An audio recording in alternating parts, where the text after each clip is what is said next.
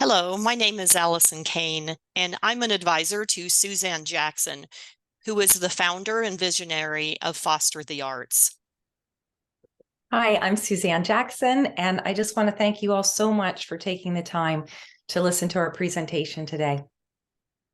Foster the Arts is a not-for-profit organization that is focused on bringing the benefits of arts and enrichment programming to children who are in the child welfare system. In the United States today, there are about 700,000 children who are in the child welfare system. That includes foster care, guardianship, group homes, and so on. And about 56% of those children in the foster care community are under 12 years old.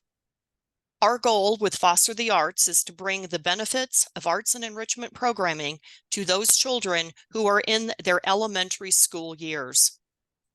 Foster the Arts became an official not-for-profit in 2017 and has the stated goal and mission of bringing the benefits of arts and enrichment programming to those children who are in the child welfare community. As you can imagine, children in the child welfare system are at a much greater risk of experiencing a number of life challenges that impact their ability to achieve their life potential. That is so unfortunate. And yet, at the same time, we know that there is a growing body of academic research that shows that measurable improvements can be gained by participating in arts programming. The benefits include improved academic performance, increased sense of well-being, increased level of engagement, and with just a few clicks of the Foster the Arts website, which is a directory of complementary arts programming, which Suzanne will tell you a little bit more about in a moment, will bring access to the benefits of arts programming to children who otherwise, quite frankly, wouldn't have the opportunity to benefit. So let me tell you a little bit about my friend Suzanne Jackson. Suzanne is the heart and the vision behind Foster the Arts. Suzanne is also a professional opera singer. She sang with the Washington National Opera. She is the founder of the Yoga Sing method. She's the author of Penny the Piano. She's an arts educator, and she's truly an amazing woman. I'm just proud to be able to call her my friend. And so, Suzanne, Oh, would you please tell us a little bit more about the story and your vision for Foster the Arts? yes, I'd be happy to. This Foster the Arts began with this quote by Catherine Morrow. Music saved my life. It was the only constant between my moves from home to home. Well, I'm an arts educator, and I was teaching Catherine voice lessons. And I found out that she was paying for her voice lessons through working at the local Chick-fil-A. Catherine was a foster child. And I said to her, "You will never pay for a lesson again from me." And thus, the seedling of the idea of bringing the arts to foster children. So a year before that, I was at a rehearsal for the Washington National Opera, and all the great singers, the great dancers, Placido Domingo was the conductor, were rehearsing at the piano tech rehearsal with a teeny little piano with a rental unit sticker on the back. And that night I went home and I actually had a dream about this little piano. And this dream turned into a children's book.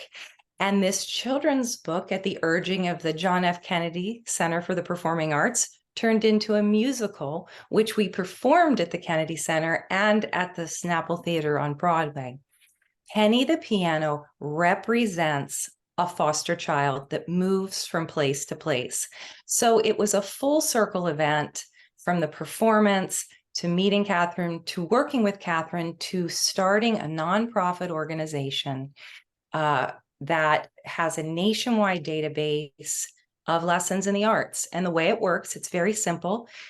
If Delaware Art Museum, for example, and they are on our list of participating providers, if they have a class with 15 children limit and only 12 children sign up, they automatically open those 3 spots for foster children.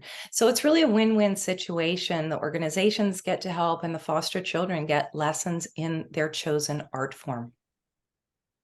What a beautiful story, Suzanne. Thanks for sharing that. It is just so heartwarming when you think about the potential that this can bring to children who were in the foster care community. So let's look at the advisory board just real quick. Foster the Arts has a pretty impressive advisory board. It includes known philanthropists, thought leaders, artists, and these individuals believe so strongly in the mission and the vision of Foster the Arts. And now I would like to just share a little bit about where the organization has been from a timeline perspective and where we are today. So from the first lesson grant in 2013, publishing Penny the Piano, and becoming a 501(c) not-for-profit in the summer of 2017, Foster the Arts was cruising right along, and then COVID happened. And in some ways, that put a pause on things where things were. Yet at the same time, it was also an opportunity to assess and reflect on the potential and consider where Foster the Arts could go from a scale perspective, growing into a nationwide programming and benefiting elementary age children in the United States nationwide. We're focusing on children in the child welfare system in their elementary school years because that is where the biggest benefit can be gained. So today we are very much focused on expanding Foster the Arts into that nationwide program. And to achieve this goal, we are also in an active fundraising campaign. This will allow us to refine our website, grow the number of providers, engage nationwide brands, and so on, all with the focus and purpose of bringing arts and enrichment programming to foster children and others in the child welfare community.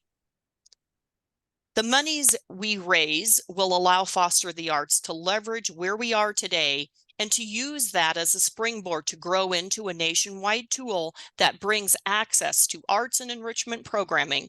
And by that, I mean visual arts, performing arts, movement, media arts, music, and more to children who otherwise would miss out on the joy, growth, and well-being that the arts can bring. We're laser focused on this intent, and we need your help. So please, can you help us bring the value of participating in arts and enrichment programming to those 700,000 plus children who are in the child welfare system? Without your help, we quite frankly are not going to be able to make this happen at the scale that it can. Thank you for taking the time to learn a little bit more about Foster the Arts. Thank you for caring. Thank you for sharing your generous donation today. And we'll leave you with a song from Penny the Piano, performance from the kids choir.